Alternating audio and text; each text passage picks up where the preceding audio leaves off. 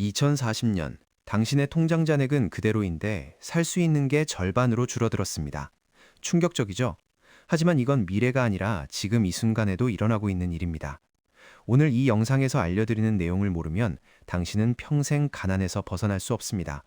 구독과 좋아요 부탁드려요. 통장에 1억이 있다고 안심하고 계신가요? 잘못 생각하신 겁니다. 인플레이션은 소리 없이 당신의 돈을 훔쳐가고 있거든요. 10년 전 짜장면 한 그릇이 3,000원이었습니다. 지금은 7,000원이죠. 통장의 숫자는 변하지 않았는데 살 수 있는 짜장면 개수는 반으로 줄었어요. 이게 바로 구매력 하락입니다. 은행 금리는 연 3%인데 물가 상승률이 5%라면 어떻게 될까요? 매년 2%씩 가난해지는 겁니다. 가만히 있어도 손해를 보는 거죠. 한국은행 통계를 보면 지난 20년간 물가가 약 50% 올랐습니다. 2000년에 1억의 가치가 지금은 6,600만 원 정도밖에 안 된다는 뜻이에요. 놀랍지 않습니까? 더 쉽게 설명해 드릴게요. 2000년에 강남 아파트가 3억이었다면 지금은 20억입니다. 그런데 2000년에 3억을 은행에 넣어뒀다면 지금 4억 정도가 됐을 거예요. 그 돈으로 같은 아파트를 살 수 없습니다. 이게 인플레이션의 무서움이죠. 잠깐, 여기서 중요한 게 있습니다. 더 무서운 진실이 숨어 있거든요. 인플레이션은 단순한 물가 상승이 아닙니다. 거대한 부의 이동 시스템이에요. 누군가는 가난해지고 누군가는 부자가 되는 게임입니다.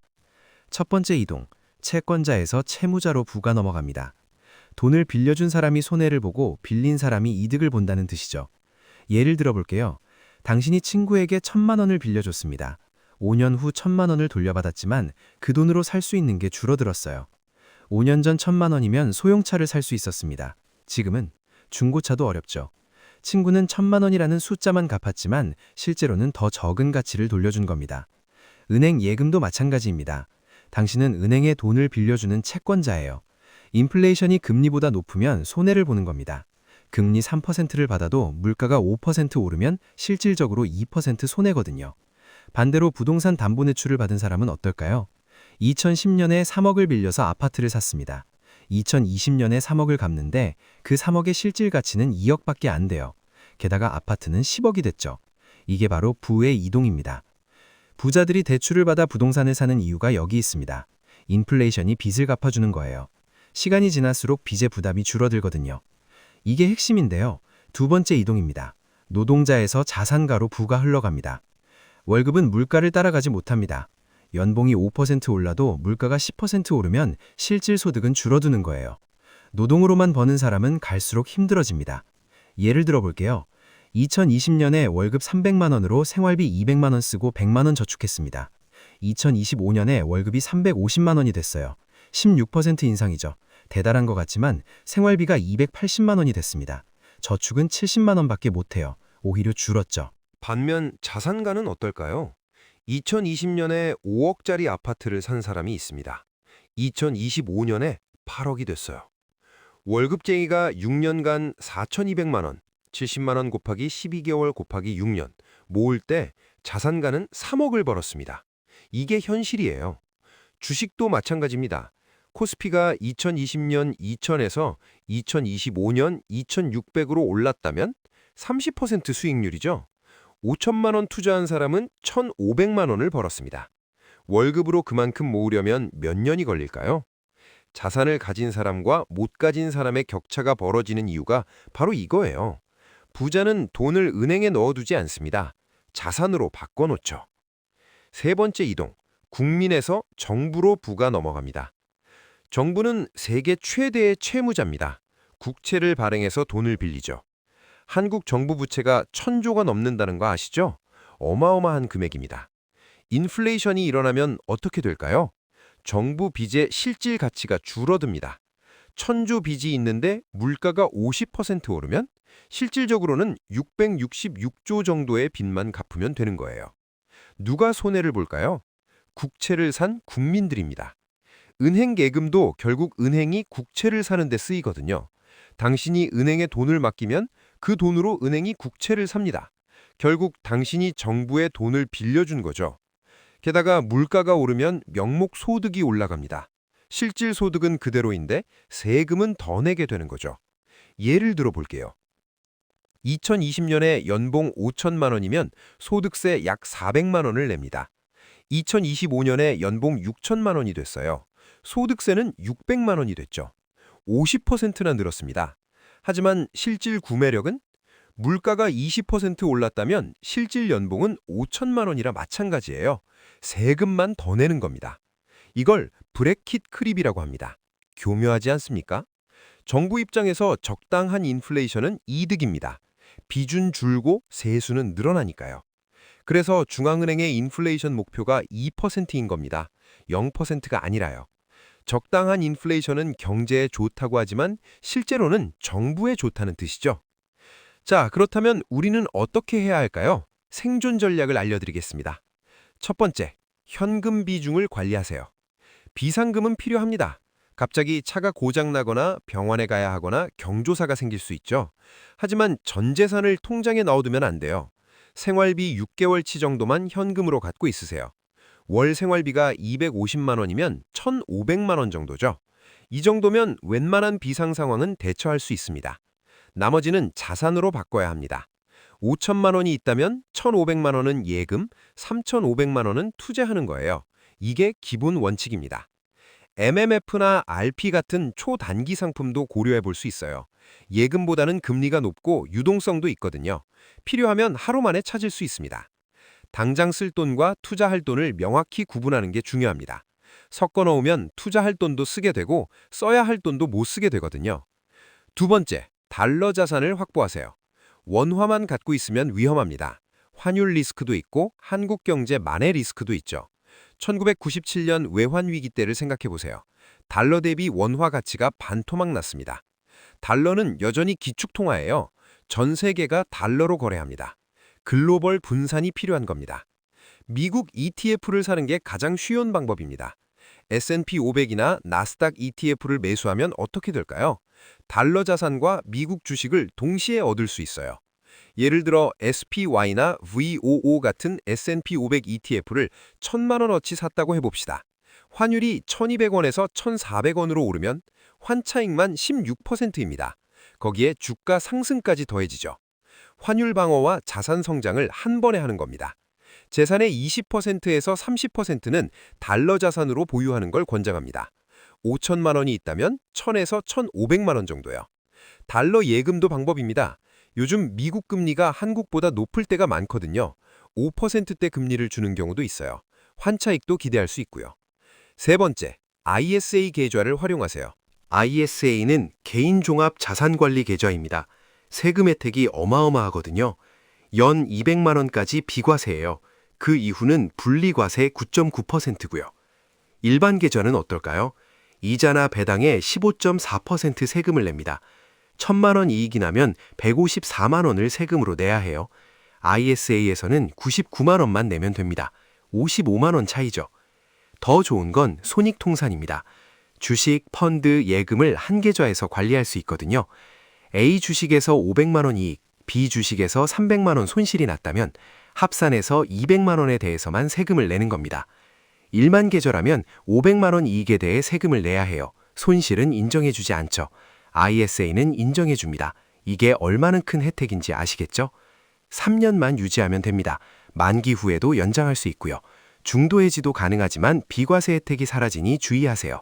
아직 안 만드셨다면 내일 당장 만드세요. 은행이나 증권사 앱에서 10분이면 개설할 수 있습니다. 투자하는 사람의 필수 계좌예요. 네 번째, 연금 저축과 IRP를 최대한 활용하세요. 세액공제가 됩니다. 연간 900만 원까지 16.5%의 세금을 돌려받을 수 있어요. 연봉 5,500만 원 이상이면 13.2%고요. 계산해 볼 때요. 연금 저축에 400만 원, IRP에 500만 원, 총 900만 원을 넣었습니다. 16.5%면 148만 원을 환급받아요. 실질적으로 752만 원만 넣고 900만 원을 투자한 셈이죠. 이게 무슨 뜻일까요? 투자 시작부터 19.7% 수익이 난 겁니다. 어떤 투자도 이런 확정 수익은 주지 못해요. 안 하면 손해죠. 장기 투자에 최적화된 상품이에요. 55세까지 찾을 수 없지만 그래서 오히려 좋습니다. 강제 저축이 되거든요. 단기 변동성에 흔들리지 않을 수 있어요. 안에서 주식형 펀드나 ETF로 운용하세요. 매매 차익에 세금이 없습니다. 일반 계좌에서는 양도세를 내야 하는데 말이죠. 예를 들어 연금 계좌 안에서 삼성전자를 사고 팔고 해도 세금이 없어요. 10년간 거래하며 1억을 벌었다면 그대로 1억입니다. 일반 계좌였다면 1,500만 원 정도를 세금으로 냈을 거예요. 다섯 번째, 금이나 원자재에도 일부 투자하세요. 금은 인플레이션 해치 자산입니다. 물가가 오르면 금값도 오르거든요. 역사적으로 그래왔어요. 2000년 온스당 300달러였던 금이 지금은 2000달러가 넘습니다. 금 ETF를 사는 게 편합니다. 실물 금을 사면 보관도 문제고 팔 때도 귀찮아요. ETF는 주식처럼 사고 팔 수 있죠. KRX 금현물이나 SPDR 골드시어스 같은 상품이 있습니다. 원자재도 고려해 볼 만합니다. 석유, 구리, 농산물 이런 것들도 인플레이션 시기에 오르는 경향이 있어요. 다만 변동성이 크니 소액만 투자하세요. 재산의 5에서 10% 정도면 적당합니다. 보험이라고 생각하세요. 주식이 폭락할 때 금이 올라주는 경우가 많거든요. 잠깐 여기서 중요한 게 있습니다. 투자 공식이 필요해요. 레이 달리오의 올 웨더 포트폴리오를 아시나요? 세계 최고 헤지펀드 브릿지워터의 창업자가 만든 자산 배분 공식입니다. 모든 날씨를 견딜 수 있다고 해서 올 웨더라고 불러요. 구성은 이렇습니다. 주식 30%, 장기채 40%, 중기채 15%, 금 7.5%, 원자재 7.5%. 이게 원래 비율이에요. 하지만 한국 투자자에게는 조금 다르게 적용해야 합니다. 수정 버전을 말씀드릴게요. 주식 40%, 채권 30%, 금 12%, 달러 자산 10%, 리츠 8%. 이렇게 나누는 거예요. 왜 이렇게 나눌까요? 주식 40%는 성장 동력입니다. 장기적으로 가장 높은 수익을 주는 자산이죠. 한국 주식 20%, 미국 주식 20%로 나누세요. 글로벌 분산이 중요합니다. 채권 30%는 안정성을 줍니다. 주식이 떨어질 때 채권이 받쳐져요. 금리가 떨어지면 채권 가격이 오르거든요. 국고채나 회서채 ETF를 사면 됩니다. 금 12%는 인플레이션 방어입니다. 위기 때 안전자산으로 선호되죠. 2008년 금융위기 때 주식은 반토막 났지만 금은 올랐어요. 달러 자산 10%는 환율 방어예요. 원화 가치가 떨어질 때를 대비하는 거죠. 달러 예금이나 미국 채권 ETF를 담으면 됩니다. 리츠 8%는 부동산 대체입니다. 실물 부동산은 금액이 크고 유동성이 낮죠. 리츠는 소액으로 부동산에 투자할 수 있어요. 배당도 나오고요. 현금 10%는 기회자금입니다. 폭락 때 추가 매수할 수 있는 여력이죠. 항상 마른 화약을 준비해 두는 겁니다. 실제로 이 전략은 어떨까요? 지난 30년간 연평균 약 7, 8%의 수익률을 냈습니다. 큰 손실 없이 꾸준히 성장한 거죠. 변동성이 작아서 장기 투자에 유리해요. 2008년 금융위기 때 S&P 500은 38% 폭락했습니다. 하지만 올웨더 포트폴리오는 5% 손실에 그쳤어요. 2020년 코로나 때도 마찬가지였죠. 분산의 힘입니다. 구체적인 예시를 들어볼게요. 5천만 원을 투자한다면 이렇게 나누는 겁니다. 한국 주식 1,000만 원, 미국 주식 1,000만 원, 채권 1,500만 원, 금 600만 원, 달러 예금 500만 원, 리츠 400만 원. 이 정도면 적당합니다. 한국 주식은 삼성전자, SK하이닉스 같은 우량주나 코스피 ETF를 사세요. 미국 주식은 S&P 500 ETF나 나스닥 ETF가 좋습니다. 채권은 국고채 ETF, 금은 금 ETF, 리츠는 리츠 ETF를 사면 돼요. 비율은 본인 성향에 맞게 조정하세요. 공격적이면 주식 비중을 50%까지 높이고 안정적이면 채권 비중을 40%까지 높이면 됩니다. 중요한 건 분산입니다. 한 바구니에 계란을 다 담지 마세요. 주식만 100% 담으면 폭락장에서 멘탈이 무너집니다. 반토막 나면 견디기 힘들어요. 하지만 채권과 금이 섞여 있으면 주식이 떨어질 때 버팀목이 되어줍니다. 나이에 따라서도 조정이 필요합니다. 100에서 나이를 뺀 값이 주식 비중이라는 공식이 있어요. 30세면 주식 70%, 채권 30%인 거죠. 나이가 들수록 안정자산 비중을 높이는 겁니다. 왜 그럴까요? 젊을 때는 리스크를 감당할 시간이 있습니다. 30세에 주식이 반토막 나도 40세까지 회복을 기다릴 수 있죠. 월급도 들어오니까 생활에 지장이 없어요. 하지만 60세에 퇴직금 3억을 주식에 넣었는데 반토막 나면 생활비가 문제가 됩니다. 회복을 기다릴 시간도 부족하고요. 그래서 나이에 맞는 배분이 중요합니다. 구체적으로 볼게요. 30대는 주식 60, 70%, 채권 20, 30%, 금과 기타 10, 20%가 적당합니다. 젊으니까 공격적으로 가는 거죠. 40대는 주식 50, 60%, 채권 30, 40%, 금과 기타 10, 20%입니다. 조금 더 안정성을 높이는 거예요. 가족도 있고 지출도 많아지니까요. 50대는 주식 40, 50%, 채권 40, 50%, 금과 기타 10%입니다. 퇴직이 가까워지니 안정성이 우선이에요. 큰 손실을 회복할 시간이 부족하거든요. 60대 이상은 주식 30, 40%, 채권 50, 60%, 금과 기타 10%입니다. 원금 보존이 가장 중요한 시기죠. 배당주나 채권 중심으로 안정적인 현금 흐름을 만드는 게 목표예요. 이 정도 가이드라인을 참고하세요. 물론 개인차는 있습니다. 성향이 공격적이면 비율을 조정할 수 있어요. 중요한 건 나이가 들수록 위험을 줄여야 한다는 원칙입니다. 리밸런싱이 핵심입니다. 1년에 한 번 자산 배분을 원래 비율로 돌리는 거예요. 왜 필요할까요? 시간이 지나면 비율이 틀어지거든요. 예를 들어 볼게요. 처음에 주식 40%, 채권 30%, 금 12%, 달러 10%, 리츠 8%로 시작했습니다. 1년 후 주식이 많이 올라서 비중이 55%가 됐어요. 채권은 25%로 줄었고요. 이럴 때 어떻게 해야 할까요? 주식을 일부 팔아서 채권을 사는 겁니다. 원래 비율인 40, 30으로 돌리는 거죠. 이게 리밸런싱입니다. 왜 이렇게 할까요? 고점에서 파는 효과가 있거든요. 많이 오른 자산을 팔고 덜 오른 자산을 사는 겁니다. 자동으로 저점 매수, 고점 매도를 하게 돼요. 구체적인 예시를 보여드릴게요. 2020년 초에 5천만 원을 투자했습니다. 주식 2천만 원 40%, 채권 1,500만 원 30%, 금 등 기타 1,500만 원 30%, 총 6천만 원이 됐습니다. 리밸런싱을 어떻게 할까요? 원래 비율로 돌립니다. 주식 40%면 2,400만 원, 채권 30%면 1,800만 원, 금 등 30%면 1,800만 원이어야 해요. 주식 600만 원어치를 팔고 채권에 200만 원, 금 등에 400만 원을 추가 매수하는 겁니다. 이렇게 하면 2021년에 주식이 더 오르든 떨어지든 균형을 유지할 수 있어요. 만약 리밸런싱을 안 했다면 2021년에 주식이 폭락했을 때 손실이 더 컸을 겁니다. 50% 비중이니까요. 하지만 리밸런싱을 했다면 40%만 손실을 보죠. 연구 결과를 보면 리밸런싱을 한 포트폴리오가 안 한 포트폴리오보다 장기 수익률이 1, 2% 높습니다. 변동성도 낮아지고요. 작은 차이 같지만 30년 누적하면 엄청난 차이예요.